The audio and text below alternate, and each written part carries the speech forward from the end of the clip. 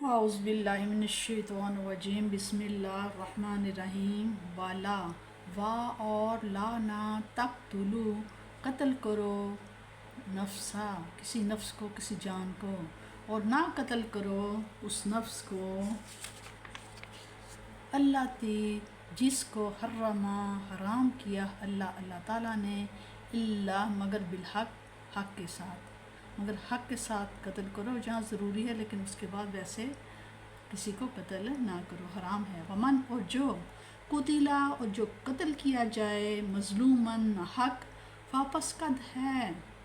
جعلنا جعل بنانا نہ ہم نے تو ہم نے بنا دیا ہے لی ولی وارث سلطانن مقتول کے وارث کو ہم نے حق دے دیا ہے پس کہ وہ قتل کے بدلے قتل کرے۔ فلا پس نہ یسرف پس نہ وہ اسراف کرے، یعنی کہ حد سے نہ بڑھے فی القتل قتل میں، پس اسے چاہیے کہ قتل میں اسراف نہ کرے۔ انہ بے شک وہ کانا ہے منصورہ ضرور اس کی مدد کی جائے گی۔ جو قتل کیا جائے ناحق تو ہم نے مقتول کے وارث کو قصاص کے مطالبے کا حق دے دیا ہے، پس اسے چاہیے کہ قتل میں اسراف نہ کرے، ضرور اس کی مدد کی جائے گی۔ جزیرہ عرب میں کوئی باقاعدہ حکومت نہ تھی،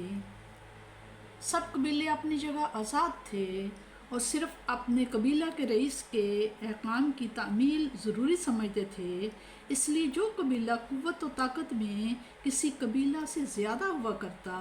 تو وہ جو چاہتا کرتا۔ ان حالات میں خون انسانی کی ارزانی کی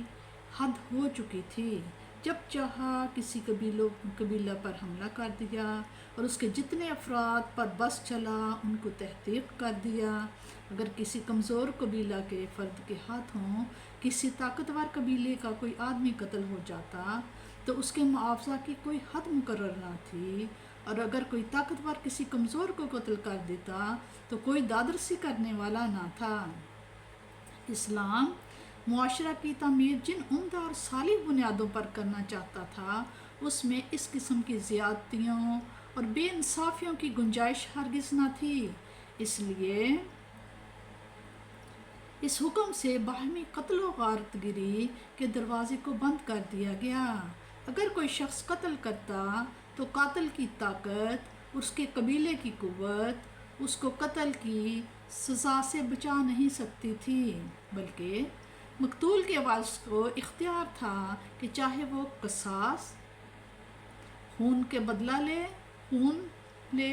چاہے خون بہا لے کر صلح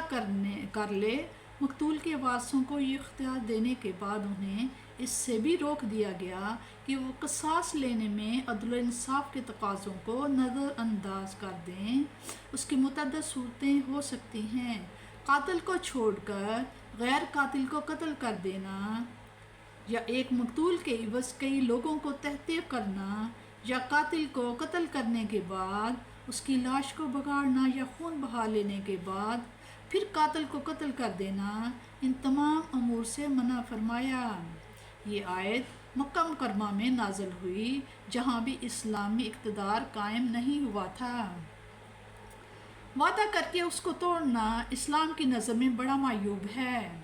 حضور علیہ الصلوۃ والسلام نے وعدہ شکنی کو منافقت کے 3 علامتوں میں سے ایک علامت قرار دیا ہے، اس لیے یہاں ایفاء عہد کی تاکید کی جا رہی ہے اور بتایا جا رہا ہے کہ یہ معمولی بات نہیں، بلکہ اگر تم نے اس میں سستی کی تو تم سے باقاعدہ باز پرس ہوگی۔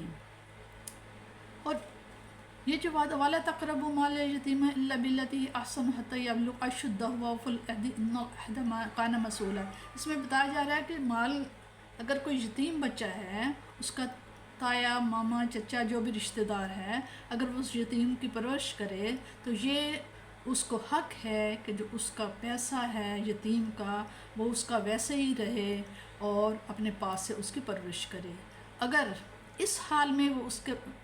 پیسہ خرچ کر سکتا ہے کہ اس کی اپنے اتنی آمدن نہیں کہ وہ گھر کا خرچ چلا سکے،